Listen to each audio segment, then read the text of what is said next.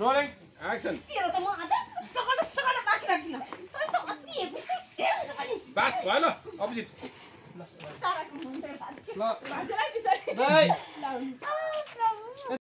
थप्पड हान्न मलाई पनि आउँछ तिमीलाई मात्र आउँछ र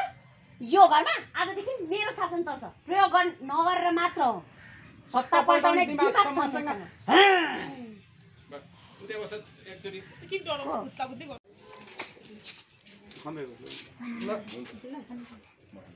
रोलिङ एक्सन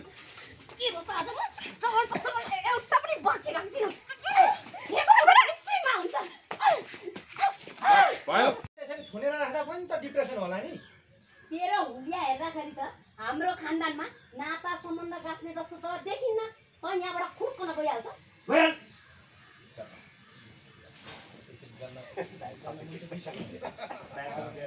दाइले गर्न ल्याउ म दाइ बस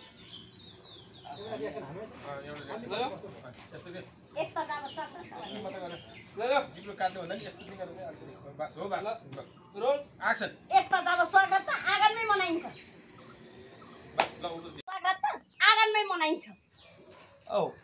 भाइ परेन